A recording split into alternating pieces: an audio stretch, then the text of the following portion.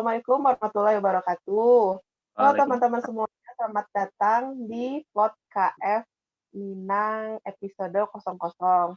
Nah, di sini nih kita mau berbincang-bincang nih tentang seputar dunia kefarmasian. Nah, di sini saya Laras, tapi nggak sendirian di sini aku tuh. Nanti aku di sini ditemenin sama apoteker Yoga. Pak Yoga, halo dulu Pak. Hai semuanya, perkenalkan saya Yoga, apoteker kimia farma juga. Harusnya kita bertiga ya, Laras ya, tapi Ya, sepertinya cuman petanya masih ada ada kendala kesibukan aja sama lain. kita satu lagi. Iya, itulah. Nah, ya udah sekarang kita berdua dulu aja enggak, Pak? Besok-besok baru nanti kita bertiga lagi, Pak. Nanti kita Terus cerita-cerita aja soal farmasi itu gimana. dunia kefarmasian ya, Pak, ya. Ah, Iya, soalnya kan kayaknya orang-orang pada nggak tahu nih kayak, sebenarnya orang-orang yang kerja di apotek itu siapa aja sih orang-orangnya gitu kan. Mereka sebenarnya lulusan apa aja sih atau mereka tuh orang-orangnya yang kayak gimana, dulu kuliahnya apa. Mungkin kan sebagian orang nggak tahu tuh kayak mungkin kadang kita di apotek aja kadang dipanggilnya Dok gitu kan, padahal sebenarnya kan kita bukan dokter, tapi kita tuh apoteker gitu kan. Banyak kayak orang-orang juga nggak tahu gitu. Mungkin kayak yang lain-lain juga sering kali kan dengar-dengar kayak gitu. Ya nggak sih, Pak? Banyak nggak ah, sih Pak Yoga biasanya dengar-dengar kayak gitu di apotek tuh, tahu-tahu dipanggil, "Iya Dok, gini gini gini," padahal kita jadi bingung juga kan, kok dipanggil Dok gitu. iya, sama sih itu di beberapa tempat di kimia farma tempat kita kerja di mana namanya, teman-temanku yang kerja di rumah sakit pun kalau misalnya ketemu, misalnya yang cewek kadang dipanggil sus kan, gitu. Iya iya benar, seringnya dipanggil itu kalau di rumah sakit. Iya, makanya ya, kita sih di sini cobalah cerita, kita dulu gimana kuliahnya di mana sih gitu kan, Mhm apoteker ataukah kita sudah apa namanya, lulus kuliah atau mungkin jurusan apapun ternyata bisa jadi apoteker, kan orang-orang kadang nggak tahu ya gitu. mhm mhm, masih belum tahu Itu sih. itu rata-rata, ya kan. Mhm, Ini sekarang kayak kita perjelas dulu lah ya, Pak, ya. Jadi, mhm, kayak orang yang petugas yang ada di apotek itu biasanya terdiri dari yang namanya satu apoteker, satu lagi ada apoteker pendamping atau disingkatnya APING, sama ada TTK atau tenaga tenaga teknis kefarmasian yang disebut juga AA atau asisten apoteker gitu kan. Jadi, kalau yang namanya apoteker itu dia berarti lulusan S1 farmasi ditambah profesi apoteker.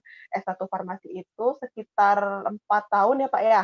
Terus atau habis itu setahun lagi tuh profesi apoteker. Nah, nanti di profesi apoteker itu bakalan ada kayak kita namanya kalau di tempat lain namanya PKPA tuh, Pak. Kalau tempat Pak Yoga namanya apa tuh? sama PKPA. Kalau zaman dulu kan PKP PKPA. doang kan, Oh, kalau Laras zaman Laras udah PKPA namanya, Pak, ada A-nya. Jadi Laras sama yang masih zamanku muda. juga. Tapi tadi katanya Pak Yoga PKP, berarti kan PKP itu mungkin yang udah, Yang tua-tua banget lebih dulu, banyak. soalnya dosen-dosen itu ngomongnya PKP. PKP Oh, kalau itu. yang di, generasiku sudah namanya PKPA, Mhm. praktek kerja profesi apoteker. Kalau dulu kan cuman praktek kerja profesi gitu aja. Dapet, iya sih mungkin. Kalau sekarang ya namanya PKPA gitu kan. Mhm, Itu kalau untuk yang mau ke jenjang apoteker. Nah, nanti ada nih yang kayak namanya TTK atau tenaga teknis kefarmasian. Nah, mereka itu biasanya lulusan sarjana farmasi atau D3 farmasi atau bisa D4 farmasi ada nggak sih, Pak? nggak ada lah D4, Nggak ada S1 ya, rasanya cuma S1 bisa, ya S1. S1 Heeh, aja D3 bisa. sama S1, iya D3 sama S1. Itu tuh kalau baru S1 aja, maksudnya belum dia ngambil profesi apoteker, berarti dia masih dikatakan TTK atau tenaga teknis kefarmasian atau bisa disebut juga Mhm, AA atau asisten apoteker, ya nggak sih, Pak? iya, tapi harus Nah, kalau yang S1 harus ikut ujian kompetensinya AA, kalau yang D3 kan mhm, otomatis dia ikut ujian kompetensi kan. Kalau iya yang ikut S1 biasanya ngajuin, gitu kan. biasanya kayak gitu kan dia tuh. Kami persembahkan aplikasi Kimia Farma Mobile. Layanan cepat, lengkap, ramah. Kimia Farma kini hadir dalam genggaman Anda. Semua kebutuhan hidup sehat Anda semudah mendownload aplikasi, mendaftar, memasukkan alamat pengiriman, memilih apa saja yang Anda butuhkan. Semuanya langsung diantar dimanapun Anda berada. Kimia Farma Mobile juga akan segera menyediakan layanan home care, konsultasi dengan apoteker dan dokter, pembelian obat resep, layanan laboratorium dan klinik, dan layanan hidup sehat lainnya. Ayo, segera bergabung dan rasakan kemudahan hidup sehat bersama Kimia Farma Mobile. Kimia Farma Mobile, living well digitally.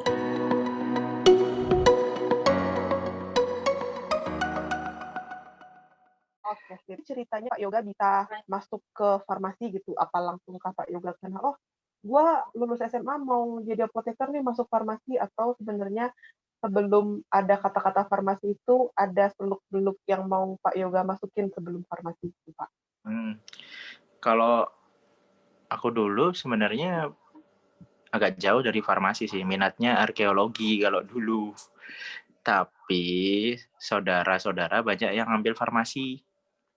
Jadi sepupuku 3 orang tuh AA sebenarnya.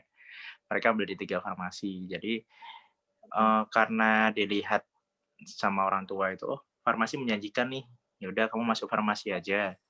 Ya emang akhirnya ikut juga karena orang tua maunya di situ, kebetulan di Malang juga ada, ya sudah masuk farmasi gitu. Pilihan pertama langsung farmasi kalau aku sih. Kalau Laras gimana?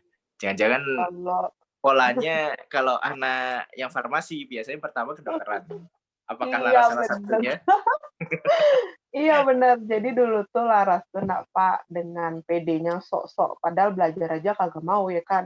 Itu tuh itu tuh sok-sok mau pengen jadi dokter gitu, padahal disuruh belajar aja, ih males ogah-ogahan gitu kan. Akhirnya dulu tuh keterimanya sempet ke perawat tuh, waktu itu kan akhirnya nyoba-nyoba kan dulu zamannya kita kan ada pilihannya bisa 3 Pak. Kalau Bapak dulu Ya, pilihannya berapa tuh? 3 kan? sama 3. Heeh, 3, Laras tuh pilih 3 waktu itu, yang Laras pilih cuma 2. Laras pilih tuh 1 kedokteran adalah pokoknya di Semarang itu, satunya kedokteran di Jogja, sama satu lagi tuh perawat di Semarang waktu itu. Terus habis itu yang lolos cuma perawatnya aja, tapi tetep aja dong hati ini gengsi ya kan, "Ah, maunya kan dokter, apaan perawat nggak mau gini gini gini." Padahal perawat kan juga ya suatu, apa ya namanya kan, juga bagus juga gitu kan, soalnya papa Laras kan juga perawat gitu, nah, Pak. Terus habis itu ya udah maunya kayak gimana, akhirnya waktu itu, nggak kuliah tuh selama setahun, masih ngejar-ngejar mau dokter gitu kan. Tapi setahun itu juga bukan Laras lakuin dengan belajar gitu kan, Pak, yang namanya orang cuman pengen enaknya doang kan begitu ya kan biasanya, Pak. Jadinya asik main-main aja gitu. Terus habis itu, ya emang sih ada bimbel-bimbel gitu kan, bimbel-bimbel terus tetep aja nggak tembus tuh di kedokteran. Nah, di tahun kedua tuh sempet tuh nangis, "Masa iya nggak kuliah lagi?" Gitu kan, "Bodo amat gua kalau nggak kuliah-kuliah, udah tua banget nanti." Akhirnya waktu itu, nyari-nyari sekolah swasta tuh, akhirnya ketemulah sekolah ini. Terus pas di sana tuh kan ketemu Laras waktu itu nggak tahu, Pak, apa sih itu farmasi, yang kerja di apotek itu siapa aja, itu Laras tuh dulu nggak tahu, Pak. Jadi, waktu itu ketemu sama orang yang dia lulusan SMF, dia mau daftar di situ lah, daftar farmasi, terus dia bilang kan, "Iya, soalnya kan di sini farmasi udah akreditasinya A, udah bagus walaupun dia swasta," gitu kan. Akhirnya disaranin dia, daripada nggak masuk-masuk kedokteran, masuk aja di farmasi dulu, tahun besok coba lagi kedokteran, katanya. Ngikutin dong saran orang itu padahal orang nggak kenal gitu kan, cuma ngobrol-ngobrol doang, ngikutin tuh. Emang masuk sih nilai Laras masuk itu, terus ya udah deh masuk ke dalam situ gitu, nah, Pak, akhirnya gitu, di salah satu universitas di Solo, cuman dia swasta, nggak negeri, Ya, geografi. tapi itu sih Laras yang perlu diperhatikan teman-teman sih, ini agak Mhm agak keluar dikit dari yang farmasi ya. mhm Akreditasi itu penting, nggak peduli kampusnya negeri, swasta, tapi kalau udah akreditasinya A, mhm. itu udah jaminan sih, karena untuk memperoleh akreditasi itu kampus berarti fasilitasnya udah bagus kalau udah A kan, yang pasti tuh. Makanya perlu dilihat dulu jurusan apapun sih. Tapi Iya, nggak merasa itu kan, Laras, betul, Pak. apa namanya, nyasar, nggak ngerasa nyasar kan? Nyasar sih enggak sih, Pak, cuman kayak ya udah sih dijalanin aja gitu kan, karena ya memang dengan kebodohan sendiri, kenapa nggak dulu, setahun nggak kuliah itu benar-benar belajar dulu kan enggak ya, mungkin emang di jalannya dikasih jalan yang begini gitu, yang terbaiknya mungkin ini, bukan yang lain gitu kan. Pokoknya mungkin ya terbalik lah gitu Bapak, kayak gitu tuh. Terus Terus tuh menurut Pak Yoga tuh kayak mana kuliah di farmasi, Pak? Kesan dan pesannya gitu, rasanya kuliah di farmasi yang tugasnya banyak, terus dan lain-lain.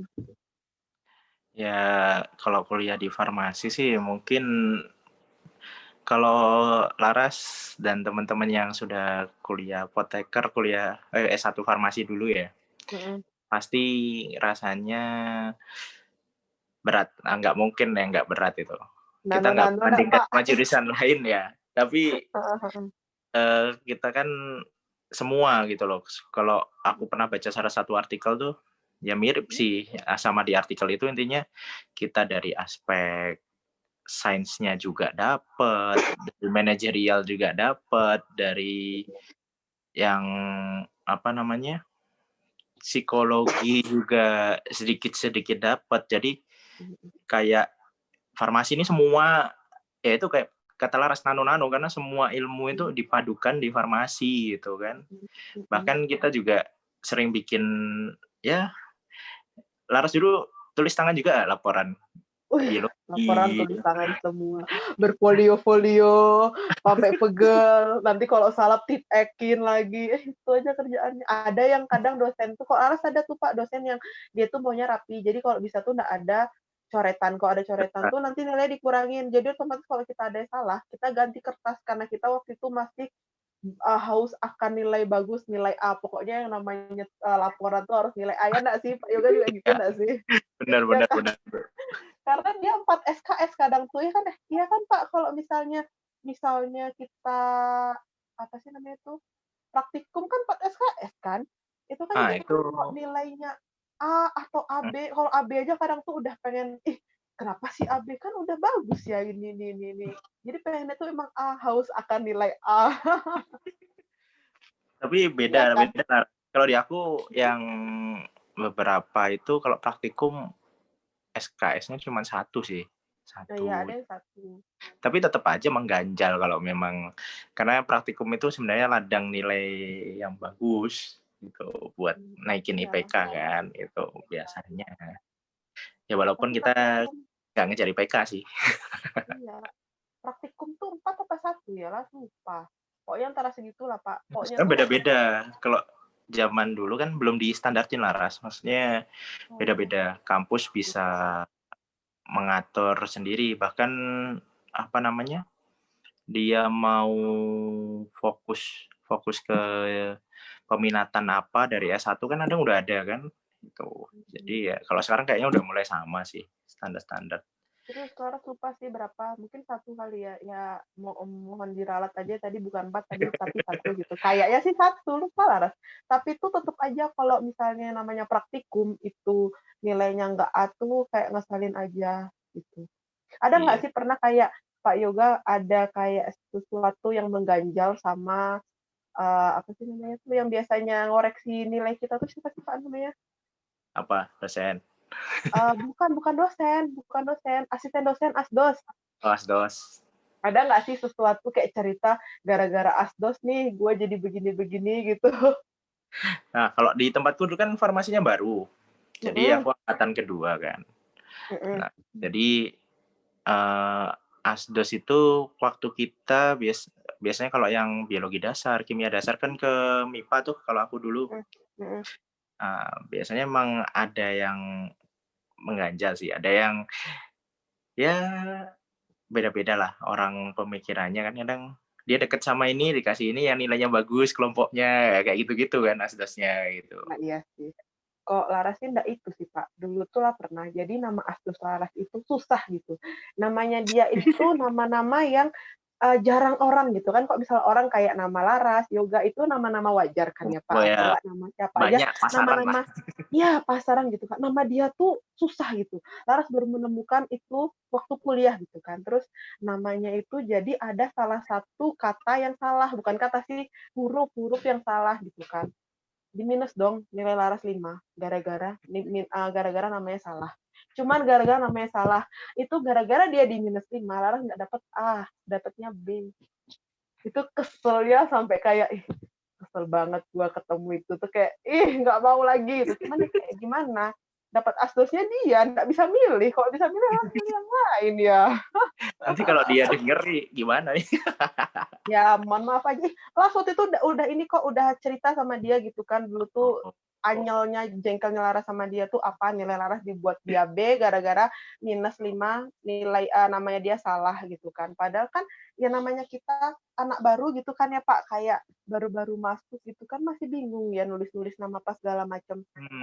Udah namanya dia nama yang langka, salah dikit aja langsung di minus 5. Kecuali kayak mungkin beda-beda 3 huruf atau berapa huruf gitu nah Pak. Beda cuma 1 huruf Pak. Jadi salah 1 huruf aja di minus 5. Dan salah nama pula ya, bukan di materinya itu. Iya ya kan ya yang masih agak-agak polos-polos gimana gitu kan. Masih semester 1, semester 2 kalau nggak salah waktu itu tuh. Jadinya ya begitulah Pak. Itulah suka dukanya kita kerja di mana namanya tuh, di farmasi gitu kan Pak. Terus dulu kayak mana waktu itu, waktu Bapak skripsi itu kayak mana tuh Pak Yoga? Aman-aman aja kah, lancar jaya, lurus gitu, atau jangan-jangan ada gerunjal gitu? Nah, kalau ini ada cerita sih. Kalau skripsi nih, posisinya dulu itu sebenarnya sih lancar. Terus habis itu dosen pembimbing sama dosen pembimbing 1 sama 2 itu intinya bapak dan anak. Jadi kalau anaknya setuju, bapaknya setuju, enak kalau aku sih dulu. Enak banget ya. Tapi ada suka dukanya waktu itu, waktu pertengahan mau penelitian udah nih, mau ngolah data, nyusun laporan, putus kan sama cewekku itu kan. Tapi sekarang udah jadi istri sekarang. Setelah bertahun-tahun kemudian. Oh, itu. Jadi ada ceritanya, itu skripsinya jadi berkesan gitu kan. Iya sih. Ya namanya jodoh juga bakalannya balik lagi, nak Pak. Iya, makanya itu. Kalau jodoh nggak bakal kemana itu. Tapi di mana? Nah itu nanti dicari. Ya itulah Pak.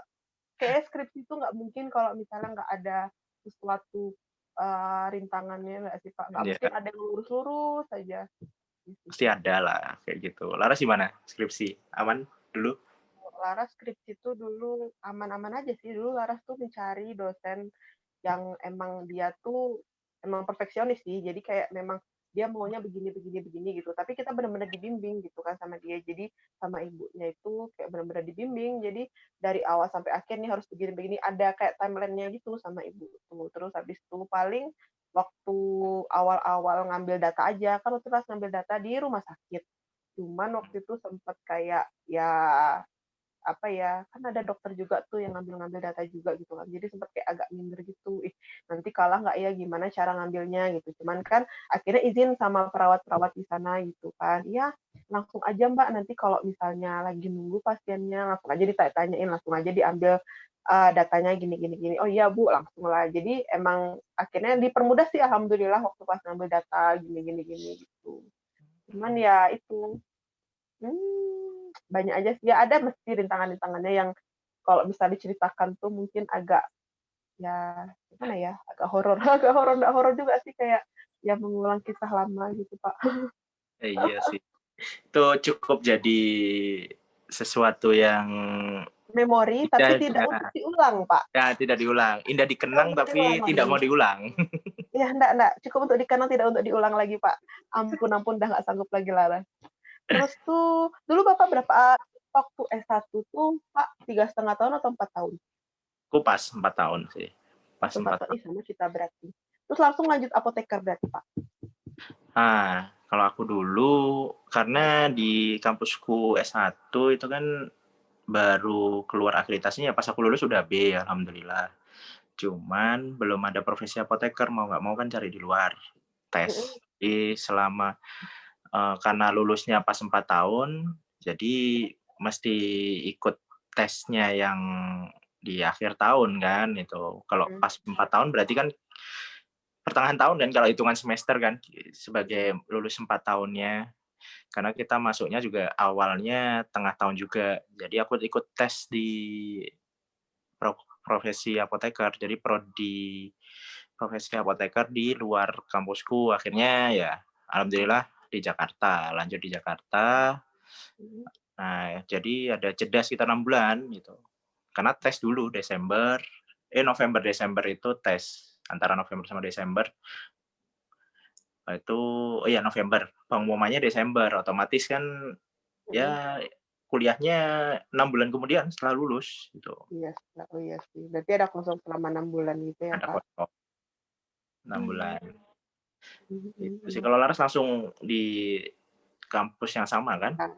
Ya di kampus jadi untungnya alhamdulillahnya sih, Pak, di kampus itu tuh dia S1-nya itu dia akreditasinya A, Mhm. apotekernya juga akreditasinya A. Jadi langsung aja gitu, langsung langsung aja harus jadi nggak nyari-nyari tempat lain gitu. Jadi langsung aja, ya udah mumpung lulus langsung langsung lanjut. Alhamdulillah langsung waktu tes tuh lulus gitu. Jadi memang langsung aja, langsung habis Mhm. habis las S1, habis itu wisuda ya kalau nggak salah wisuda, baru langsung lanjut ke apoteker gitu. Oh, berarti langsung enak lah. Pas 5 tahun, aku ada lebih 6 bulan berarti, 6 bulan, 6 ya bulan. Karena nunggu tes kelar. kan. Ya Terus kalau dulu nggak ada tes mungkin langsung kan? iya, kalau nggak ada tes langsung sih. Terus dulu Laras gimana? Profesi apoteker, udah itu kan ya, zamannya apa, UKAI. UKAI-nya udah Iya, sumatif kan? zaman UKAI heeh, zaman UKAI dan itu waktu pertama kali dulu waktu Pak Yoga belum ya? Belum UKAI, belum yang kalau lulus harus lewat UKAI itu belum? Aku udah, cuman waktu itu kan masih ya, ya sudah yang penting ikut, nggak Allah, mempengaruhi masih yang penting ikut. gitu. Kalau Laras memang ini sih, emang waktu itu tuh kayak, ini juga sih Pak, emang ya harus ikut dan dia harus lulus juga dari nilainya gitu kan Pak. Terus jadi waktu pas UK itu kan semuanya nggak boleh tuh, jadi cuma pakai bener-bener pakai jilbab biasa, habis itu memang nggak boleh kayak pakai kacamatanya dicek-cek semua kan, emang emang safety-nya seperti itu kan, dicek-cek semua, terus komputer satu-satu gitu kan, mana waktunya tuh nggak salah, pokoknya lama sih ujiannya gitu kan, soalnya banyak, ujiannya juga lama gitu kan. Terus kita ngeliatin komputer terus lama-lama kan matanya kan agak-agak perih-perih gimana gitu kan, cuman ya udah jadi kadang tuh ya kan kalau Laras emang orangnya suka sering ke kamar mandi kan, Pak. Jadi waktu di sana tuh karena AC-nya dingin, udah pakai kaos kaki padahal tuh udah pakai kaos kaki, baju tuh udah dirangkep 2 biar nggak kedinginan, jadi biar nggak sering kebelet kamar mandi. Ternyata tuh juga waktu itu sempet kebelet kamar mandi gitu kan. Terus habis itu mikir, kalau ke kamar mandi nanti, waktunya berkurang dong, palingan kita kamar mandi 5 menit kan, 5 menit ya Mhm. paling lama 10 menit tuh. Kamar mandi waktunya berkurang. Terus kalau misalnya langsung ke kamar mandi, Laras nggak bisa mikir nih kayak mana. Jadi akhirnya waktu itu ya udahlah kamar mandi aja gitu kan. Jadi waktu itu kamar mandi tuh, kan ditemenin sama yang ngawas tuh. Jadi yang ngawas jalan, Laras lari waktu itu bodo amat pokoknya yang penting cepet-cepet, yang penting bisa cepet lah untuk balik lagi ke ini kan, ke dalam buat tes. Jadi habis selesai ke kamar mandi langsung lari lagi tuh ke dalam tuh terus ditawarin kan, "Mau minum dulu ndak?" Soalnya kan tahu kali ya Laras habis lari-lari, akhirnya minum bentar, habis itu langsung balik lagi ngerjain gitu kan. Terus nunggu selama sebulan.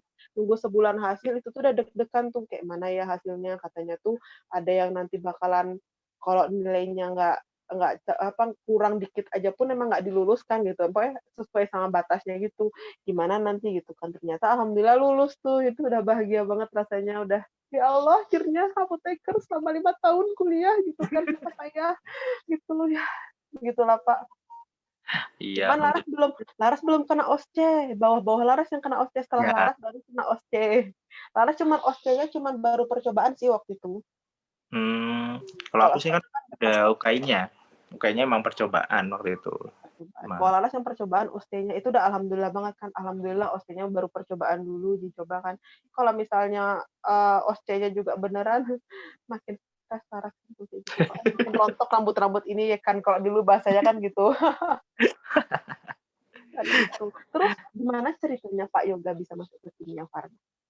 Nah, itu nanti beda mungkin sama Laras ya, nanti. Mhm Soalnya sebenarnya aku lulus apoteker kalau aku kan hitungannya awal tahun ya, Laras ya. mhm Jadi Januari, Februari itu sumpah. Nah, Maret aku tes di Kimia Farma. mhm Maretnya 2016 tuh. mhm Cuman waktu itu memang sudah lolos waktu itu, tinggal wawancara direksi, tapi sama orang tua masih pulang dulu lah, pulang aja gitu kan. Oke, mhm pulang. Jadi di-skip waktu itu wawancara direksi. Tapi eh, bulan apa ya? Bulan Juli aku coba ikut lagi setelah dapat restu orang tua ikut. Alhamdulillah lancar. Pas wawancara terakhir, yang wawancara sama kayak wawancara yang dulu. Loh, kamu bukannya udah pernah ikut katanya gitu. mhm mhm Dan alhamdulillah akhirnya lancar, lolos dan akhirnya ikut MT waktu itu. mhm Nah, itu kalau Laras gimana? Ini kan notabene kan mhm Kimia Farma ini kan seluruh Indonesia tuh Laras. Dan bener. biasanya yang ditakutkan sama orang-orang kan Siap keliling ditempatkan di Indonesia. mana saja. Siap tempatnya di mana saja. Apalagi Laras cewek. Teman-temanku banyak yang Heeh, nggak jadi ikut seleksi Kimia Farma ya karena salah satunya itu. Nah, kenapa mhm Laras? Apalagi sebagai cewek kan mhm mhm. biasanya ketakutan orang tua lebih besar ngelepas anak perempuannya buat kerja jauh biasanya. Iya sih. Kalau Laras tuh untung kayak diterserahin sih sama orang tua gitu kan. Ya udah kalau misalnya memang mau nyoba ini, ya udah coba gitu kan. Tapi kalau misalnya ditempatin di mana-mana, nggak boleh ngeluh ya. Orang tua mikirnya gitu, udah ada konsekuensinya ya nggak boleh ngeluh. Kalau misalnya memang nanti tempatnya jauh atau nanti gimana-gimana di sana ya emang harus harus kuat mau nggak mau memang harus ya dihadapin karena itu udah pilihan kita gitu kan. Orang tua sih alhamdulillah mendukung sih waktu itu, Pak. Cuman waktu itu coba kan waktu itu akhirnya nyoba nih, waktu itu tes gitu kan, terus masuk akhirnya sampai ke Jakarta pas segala macam, itu udah masuk gitu kan. Terus dengan pedenya tuh Pak dulu harus mikirnya, kan dulu yang MT sebelum Laras tuh dia semuanya dibalikin ke daerahnya. Jadi kayak misalnya daerah-daerah Jawa, dia ditaruhnya di Jawa gitu. Dia nggak ada dilempar-lempar ke misalnya dia awal asal dari Jawa, dia dilempar ke Sumatera atau gimana tuh nggak ada lempar kayak gitu gitu Pak. Jarang lah, palingan tuh kayak ya masih deket-deket aja Jawa-Jawaan gitu. Maksudnya masih bisa dilalui misalnya dia mau pulang kampung tuh masih bisa naik kereta api gitu Pak, nggak perlu pakai pesawat intinya kan kayak gitu gitu. Terus waktu itu udah kepedean tuh Laras, paling nanti, Jawa aja deh mungkin gitu kan. Karena mikirnya, ya biasanya kayak gitu gitu kan, ternyata waktu pas Laras, emang bener-bener disebar. Jadi yang nggak ada balik ke Jawa lagi gitu. Jadi orang Jawa ya nanti disebarnya ke mana, ada yang sampai ke Balikpapan, Samarinda gitu-gitu ada, sampai ke mana sih namanya yang dari Sumateraan tuh dia ditaruh di Makassar tuh ada juga, pokoknya macam-macam. Jadi memang bener-bener di luar ekspektasi semua sih penempatan waktu pas angkatan Laras dulu gitu kan, Pak. Terus habis habis pembacaan itu kan, penempatan itu apa segala macam, ya waktu itu emang telepon orang tua kan bilang penempatannya sini sini sini. Oh ya udah kalau gitu, gitu kan. Cuman karena mungkin emang karena ya mungkin udah terbiasa kali ya jauh dari orang tua juga, jauh dari keluarga juga, jadi ya udah kayak fine-fine aja gitu, nggak yang sedih-sedih kali atau gimana. Toh juga kita di sini mau kerja gitu kan, emang murni kita mau kerja, mau bener-bener kita ya karena lulus fresh graduate kan nyari pengalaman juga, pasti kan dia namanya di kita kerja mesti kita banyak-banyak dapat ilmu juga gitu kan. Jadi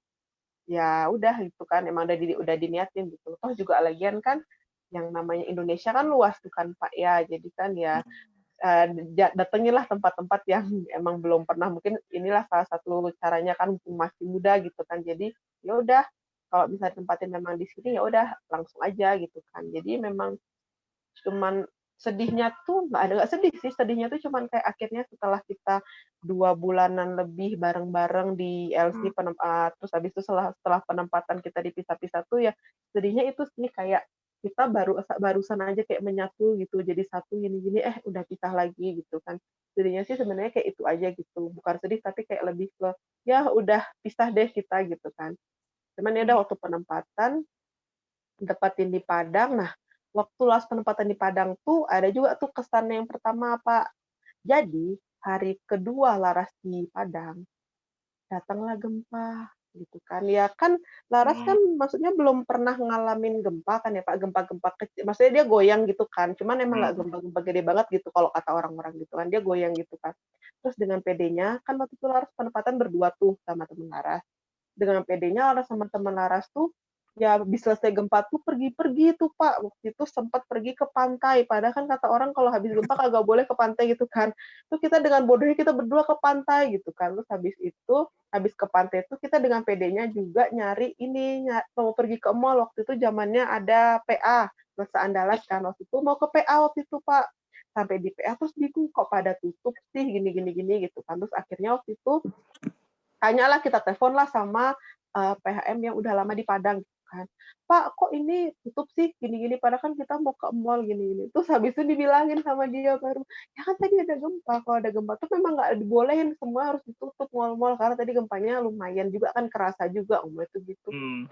Oh gitu. Iya soalnya kan di Padang tuh juga emang sering gempa katanya kan gitu. Oh gitu Pak, kita nggak tahu. Terus kita dengan pedenya, kita udah sampai mall nih Pak, tapi tutup. Terus diusir sama satpamnya, kata satpamnya mallnya tutup. Terus lah mikir kan Pak, masa iya jam 7 mall tutup? Paling nggak kan mall tutup jam 9, jam 10. Itu tuh masih dengan bodohnya, masih dengan polosnya berdua sama temen Laras tuh nanya sama satpamnya, ih kok tutup Pak? Kan baru jam segini gitu kan. Terus daripada kelihatan tambah bodoh gitu kan, telepon lah waktu itu salah satu PHM kan, dia bilang kayak gitu, oh ayo udahlah Pak pulangnya lagi lah kalau gitu ke hotel aja gitu. Balik lagi ke penginapan jadinya tuh, terus habis itu baru kita memikirkan kan, ih kok bodoh banget ya kita ya udah tahu habis gempa terus malah Asina pergi main aja. Aduh bener-bener nggak kepikiran kalau yang namanya habis gempa itu emang ya semua ditutup gitu kan, dan dulu tuh bener-bener murni nggak ya bener-bener mungkin karena emang Laras ya jangan sampai sih, nggak apa, belum pernah ngalamin ya, jangan sampai ngalamin sih, gempa. Jadi emang bener-bener murni nggak tahu, Pak. Jadi ya emang main pergi-pergi aja gitu. Padahal mungkin sebenarnya nggak boleh gini, nggak boleh gitu, baiknya kalau ada gempa harusnya begini. Jadi emang belum tahu waktu itu tuh akhirnya dijelasin lah waktu itu di sini ya, kalau ada gempa harusnya begini begini begini. Oh ya udah, jadi pelan-pelan kita tuh tahu gitu apa yang harus kita lakukan kalau misalnya tiba-tiba ada kayak gempa. Berarti kan yang namanya gempa kan mungkin sebagian orang panik, soalnya kita juga awal-awal tuh panik juga kan waktu itu, kok goyang gitu, pas di penginapan sempat lari keluar juga gitu kan, padahal terus kayak dikasih tahu juga gitu. Jadi kok ada gempa tuh jangan panik, pokoknya langsung gini gini gini gini, kayak dikasih tahu juga baru kayak, oh gitu.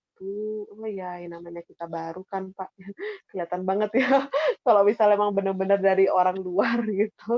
Tapi tempat Laras di Batam memang nggak jarang ya gempa itu? Nggak pernah ada kayak di gempa-gempa kayak gitu, memang nggak pernah gitu kan. Paling kalau misal di Semarang tuh petir sih biasanya yang paling horor. Jadi kadang kalau misalnya udah Hmm. petirnya tuh gede, itu tuh emang biasanya kita kalau bisa itu jangan megang HP, jangan jangan kita tuh sambil telepon gitu, karena nanti bisa kayak kesambar petir gitu. Kalau Ya, misalnya di Batam sih gitu seringnya, Pak. Kalau misalnya di Jawa, nggak ada lah rahasia, biasa-biasa aja gitu, Pak. Paling kayak kayak gunung berapi, kayak gitu-gitu. Cuman kan wilayah Laras lumayan jauh, jadi ya paling kayak kena pernah gunung apa sih, Pak, eee, Merapi. yang sampai Gunung Merapi yang mana ya, yang sampai dia tuh sampai semingguan tuh pesawat nggak terbang ke daerah Jawa. Oh, itu Gunung apa di sih? Banyuwangi tuh, kayak nggak Ya. salah. Nah, itu tuh waktu itu Laras masih lagi apa namanya tuh, lagi liburan, liburan semester kan. Jadi waktu itu masih di Batam. Nah, tahu-tahu mau pulang mau balik ke Jawa, kok apa namanya, nggak ada penerbangan. Ternyata kan memang lagi ada erupsi, Gunung Erupsi. Merapi itu kan. Dan mereka tuh parah banget katanya tuh pas Laras dateng. Pas Laras nyampe ke Jawa pun emang masih parah, cuman nggak separah katanya waktu pas awal-awal tuh lebih parah lagi, gitu. Hmm, iya sih. Ya pengalaman lah. Pengalaman. Sumpah itu ngerasa kayak, ya Allah, kok gue bodoh banget ya, namanya juga lagi ada bencana alam gini, kok dengan pedenya mikir sampai mau pergi main ke mall gitu. Harusnya kan kayak di rumah aja tuh, kayak mana gitu, enggak tahu lah dulu otak Laras tuh kayak mana kok bisa mikir sampai kayak gitu, perginya ke mall gitu, entahlah, nggak paham juga Laras waktu itu. Kita lagi galau kali waktu itu. Ya mungkin karena baru 2 hari kan Pak, dan belum kenal siapa-siapa gitu kan, kayak pengen pengen ngelihat gitu kan, Padang kayak gimana sih kotanya gitu kan. Soalnya waktu itu dibilangin juga sama teman-teman MT yang dulu di Padang, yang emang asal dari Padang, "Coba ini, coba itu." Jadi kita tuh memang kulineran waktu itu kan, waktu itu sempat hari Minggu kan sampai sininya tuh. Jadi Per kayak minggu. waktu libur tuh Sabtu sampai sini, Minggunya kan libur tuh. Jadi Mhm. emang kita tuh kulineran gitu kan, kayak pesan-pesan makan ini itu apa segala macam. Terus ya ada gempa itu datang dengan pedenya kita seperti itu gitu kan. Dan enggak kita ulangi lagi Pak, enggak kita ulangi, udah cukup. Wah, itu aja. Ya semoga kedepannya nggak ada gempa-gempa yang kayak gitu lagi lah. Amin ya Allah. Iya seriusan itu tuh pengalaman sih kayak gitu tuh kan Pak. Kan karena tiap daerah tuh kan beda-beda kan ya. Jadi dapat pengalaman baru juga, oh ternyata harus begini gitu. Aja. Itu ya sebagai salah satu hal-hal yang memberi warna di penempatan tiap PHM kan ya, kayak gitu-gitu kan. Tetap aja sih kayak yang teringat ya, oh iya, gue pernah waktu itu datang ke sini hari kedua kena gempa terus dengan dirinya nyari mall gitu. Masih terngiang gitu, padahal masih mikir, iya ya, bodoh banget ya dulu tuh. Cuman ya gimana, namanya juga masih belum paham, belum tahu gitu kan. Terus ya dengar-dengar cerita orang-orang aja, berarti kalau gempa harus begini-begini. Iya sih. Nah, terus ini selama berarti Lara sudah tahun keberapa? Udah masuk tahun kedua ya? Tahun kedua. Nah, kalau aku udah tahun keempat ya. Nanti siapa tahu udah saatnya untuk mengeksplorasi belahan Indonesia yang Lain, lain. iya, ya kan kita cuma bisa menunggu dan berdoa gitu kan, semoga dapat tempat yang terbaik juga gitu. Dulu Bapak tuh waktu penempatan ada nggak sih mikir kayak, "Ah, aku mau di sini nih, mau di sini, mau di sini," itu atau ya udah ngalir aja gitu? Ya pasti keinginan maulah di mana gitu. Kalau orang tua yang pasti dekat aja lah dari rumah, pasti orang tua kan berharapnya gitu.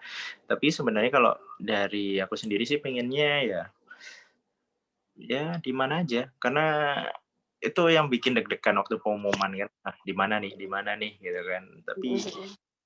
ya jadi satu pengalaman tersendiri lah.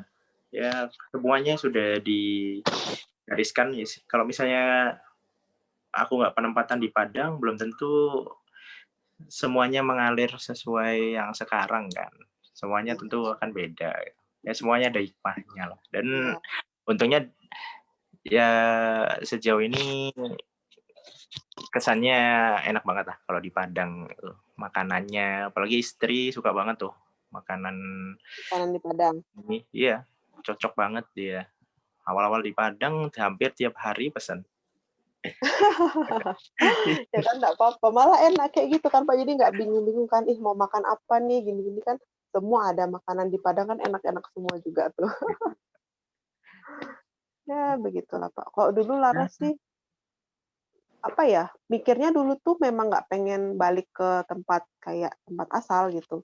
Pengennya ya kayak ngerasain ngerasain mudik-mudik gitu sih Pak. Jadi dulu tuh mikirnya, dulu tuh berdoanya sih kayak ditaruh di tempat yang terbaik gitu kan, di sana kita bisa kayak belajar juga, terus diberikan orang-orang yang baik juga, orang-orang di sekitar yang baik-baik juga, yang ibaratnya kalau misalnya kita kesusahan itu mau diajarin misalnya yang namanya kita dulu fresh graduate nggak Pak, jadi kan kadang kayak, ih bingung mau cara ini itu kayak gimana gitu. Jadi kayak pengennya ya ditempatinnya sama orang-orang yang nanti mereka tuh mau ngajarin kayak gitu sih Pak, sama ditempatkan di yang pokoknya yang terbaik lah intinya doanya cuma gitu. Cuman tidak ada menyebutkan kata-kata mau di sini gitu, enggak sih. Terus dapatlah di Padang ini gitu, Pak, dengan makanan yang enak-enak gitu kan. Makanya semakin lama semakin membesar karena kerjaannya makan mulu gitu kan.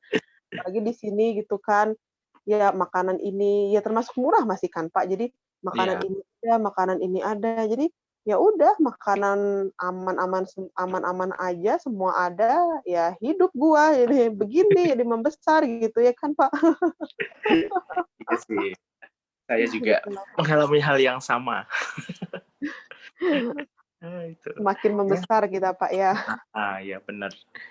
Ya, tapi tetap semoga ya semuanya ada hal yang positifnya lah, positif negatif, dan kita bisa ambil hikmahnya. Kalaupun hal yang kurang menyenangkan mungkin ya dapat hikmahnya juga.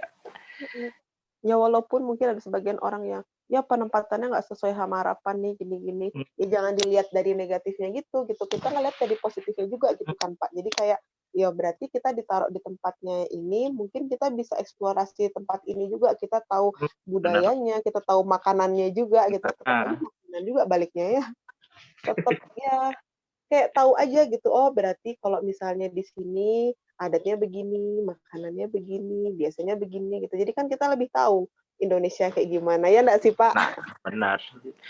Lebih cinta lagi ke negeri kita ini. Indonesia. Iya, jelas dong, Pak. Apalagi kan kayak tempat wisatanya juga bagus-bagus juga, Pak. Iya, ya itu sih kalau di KF ya itu. Kita kalau misalnya penempatan di mana ya sekalian explore tempat wisatanya. Itu sih. Iya dong. Biar nggak stres kerja terus, Pak. Benar. Nggak hanya mengejar omset aja. Iya, kita juga ya sekali-sekali refreshing lah. Kan Pasti. begitu, Pak. Oh, oke deh, Pak. Oke. Kayaknya segini dulu cerita kita tuh, Pak. Apa Oke. nanti kita lanjutkan di podcast yang kedua atau pertama nanti? Nah, nanti yang pertama sih. Semoga Hmm, ya sekedar ini say hello ke ya pendengar, bisa juga dibilang itu, bisa dibilang juga penonton nanti. Nah, semoga ini bisa jadi ya kalau apa dibilangnya ya pilot project kita ini kan yang sekarang ini bisa bermanfaat. Itu aja. ya bisa dapat positifnya gitu. Mungkin kalau ada yang negatif-negatifnya ya nggak usah didengarkan, nggak usah ditiru, yang positifnya aja yang diambil gitu, nggak sih, Pak? Ah, benar benar benar. Benar banget. Ya, gitu aja deh. Oke deh, makasih waktunya Pak Yoga buat nemenin Laras buat kita berbincang-bincang di sini malam ini. Oke, Laras, sama-sama. Makasih juga.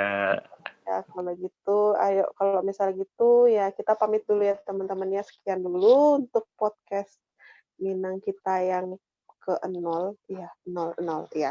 Yang ke-0 ya, moga aja ini bisa berdampak bisa kayak cerita-cerita kita ini bisa berdampak positif buat teman-teman semua. Jadi kayak teman-teman lebih Amin. tahu.